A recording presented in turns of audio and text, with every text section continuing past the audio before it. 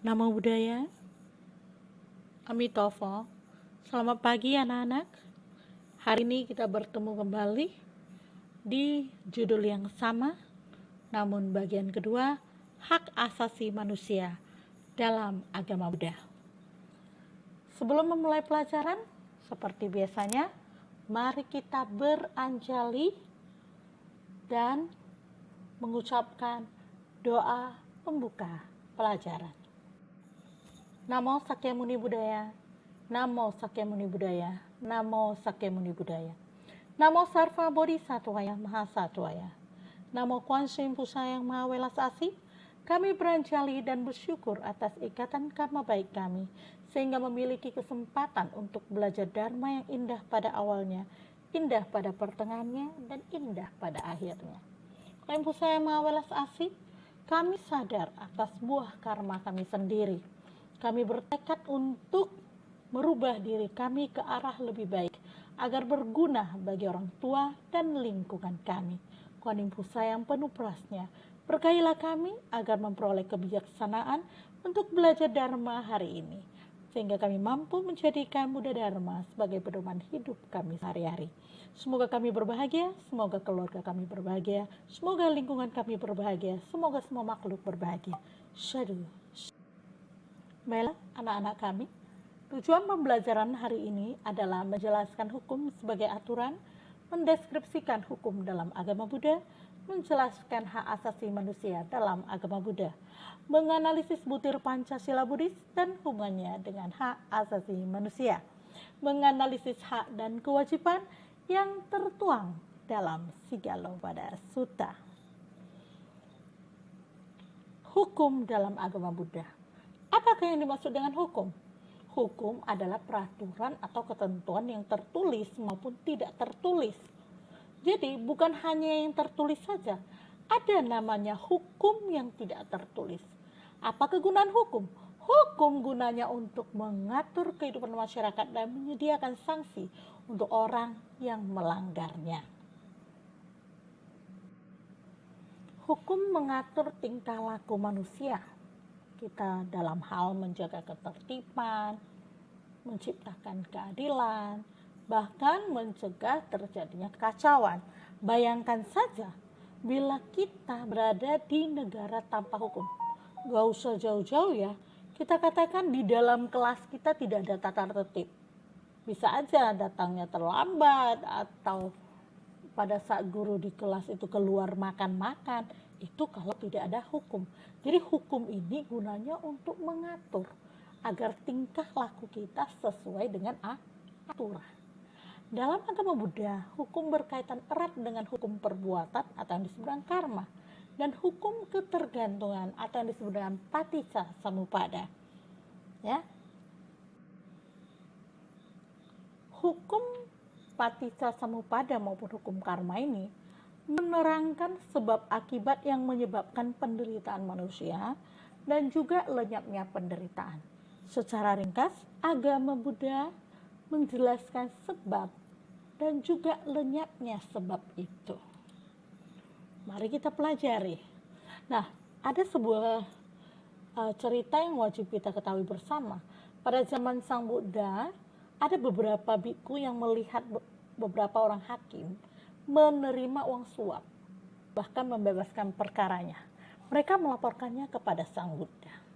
Sang Buddha berkata, para biku, dalam memutuskan suatu perkara, jika seseorang terpengaruh oleh rasa kasihan atau pertimbangan keuangan, dia tidak dapat disebut sebagai si adil atau hakim yang patuh pada hukum. Jika seseorang menimbang bukti-bukti dengan teliti dan memutuskan suatu kasus secara tidak memihak, maka ia disebut si adil atau hakim yang patuh pada hukum. Nah, hal-hal demikian sering kita temukan ya dalam kehidupan sehari-hari. Si Anu tidak adil karena dia melakukan hal-hal yang tidak benar. Harusnya dia yang bersalah, dia dong yang dihukum. Nah, hal-hal demikian itu sering kita temukan dalam kehidupan kita sehari-hari. Maka jangan mencontoh kepada yang tidak adil. Lakukanlah sesuatu dengan adil, dan memutuskan hal itu berdasarkan kiri dan kanan, dua pihak, tidak hanya berdasarkan omongan orang. Buddha juga membabarkan syair, orang yang memutuskan segala sesuatu dengan tergesa-gesa tidak dapat dikatakan sebagai orang adil.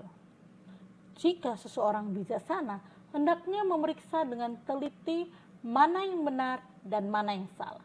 Orang yang mengadili orang lain dengan tidak tergesa-gesa, bersikap adil dan tidak berat sebelah, yang senantiasa menjaga kebenaran, pantas disebut dengan orang adil. Nah, syair ini ada di Dhammapada, syair ke-256 dan 257. Sekarang kita masuk hak asasi manusia dalam agama Buddha. Kalau tadi kita cerita tentang syair, sekarang kita akan membahas bagaimana kita menemukan tentang hak asasi manusia dalam kaitannya dalam agama Buddha. Hak asasi manusia itu adalah hak-hak yang melekat pada diri manusia. Karena seseorang itu manusia, tidak bersumber dari suatu kedudukan atau kewajiban tertentu. Contoh, hak untuk hidup. Karena kita manusia, maka hak kita untuk hidup itu tetap ada. Hak untuk diperlakukan sebagai manusia. Nah, Deklarasi Universal Hak Asasi Manusia atau DUHAM mengatakan bahwa pengakuan terhadap martabat manusia yang alamiah sudah melekat sejak dalam kandungan. Oleh karena itu, setiap manusia memiliki hak-hak yang sama dan yang tidak dapat dihilangkan dari semua anggota keluarga adalah hak dasar bagi kemerdekaan, keadilan, dan perdamaian. Hak asasi manusia menyangkut hubungan antara manusia maupun lingkungan sekitarnya. Jika lingkungan rusak, maka akan membahayakan manusia. Nasihat Sang Buddha dalam Cula Sila Digha Nikaya agar manusia tidak merusak tanaman dan lingkungan sekitar. Ini bukti kepedulian agama Buddha terhadap lingkungan dan bentuk kehidupan makhluk sekecil apapun. Nah, marilah kita perhatikan tabel berikut ini. Ini bagaimana hubungan Pancasila Buddhis dengan hak asasi manusia ya. Sila pertama, menghindari membunuh. Dalam butir hak asasi manusia itu artinya melindungi hak untuk hidup. Kita tidak membunuh, berarti kita melindungi hak untuk hidup. Sila kedua, menghindari mencuri. Berarti kita juga melindungi hak untuk melindungi harta miliknya. Sila ketiga, menghindari berbuat asusila. Berarti kita juga melindungi hak orang lain untuk hidup harmonis. Sila keempat, menghindari berkata salah. Berarti kita juga melindungi hak tentang kebenaran. Sila kelima, menghindari barang atau minuman yang memabukkan, berarti kita juga melindungi hak orang lain untuk hidup tenang dan damai. Bayangkan, kamu konsumsi minuman keras, kemudian kamu jerit-jerit pada malam hari, maka orang tidak bisa tenang dan damai. Hak dan kewajiban sebagai manusia juga diajarkan oleh Sang Buddha dalam Sigalopada Sutta. Sang Buddha mengajarkan hak dan kewajiban terhadap orang lain dengan baik sehingga seseorang terlindung dalam masyarakat. Lebih rincinya, Sang Buddha mengajarkan hak dan kewajiban timbal balik antara anak dan orang tua, siswa dengan guru, suami dengan istri, keluarga dengan sahabat, para suci atau pemimpin agama dengan pengikutnya, majikan dengan pelayan. Baiklah, demikian tadi pembahasan singkat tentang hak asasi manusia part 2. Ini ada sedikit tugas yang Anda harus cari. Sumbernya boleh dari internet, boleh dari buku. Tuliskanlah kewajiban siswa pada guru. Tuliskanlah kewajiban guru pada siswa. Tuliskanlah kewajiban anak pada orang tua. dan tuliskanlah kewajiban orang tua pada anak. Hanya 4 soal ya anak-anak. Jangan lupa hanya mengerjakan 4 soal ini. Sumbernya boleh dari buku Anda, boleh dari internet. Ini namanya kewajiban timbal balik dalam Sigala Wadah Sutta. Masih banyak ya, tapi Miss minta hanya 4 saja. Baiklah, kita sudah masuk ke penghujung pembelajaran hari ini. Kita akan tutup dengan doa. Mari kita beranjali dan membaca doa penutup bersama.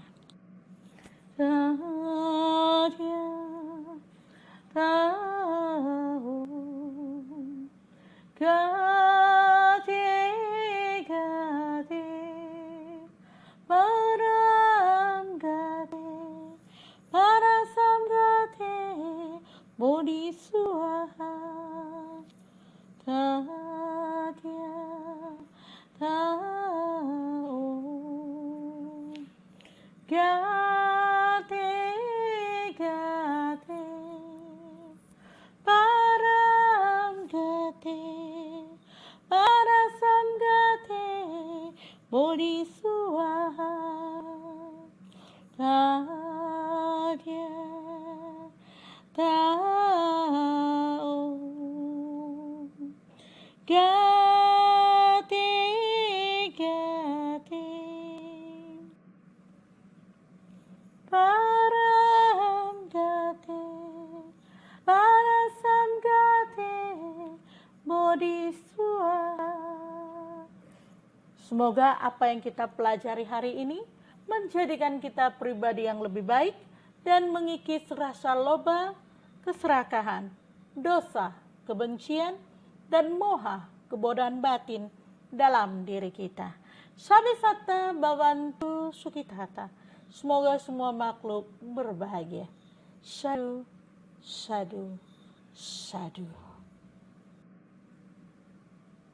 Sampai di sini pembelajaran kita hari ini. Sampai jumpa di minggu selanjutnya. Ingat jaga kesehatan, jangan kemana-mana, pakai masker Anda. Semoga kita segera bertemu di dalam kelas nantinya. Namo Buddhaya, Amitofo.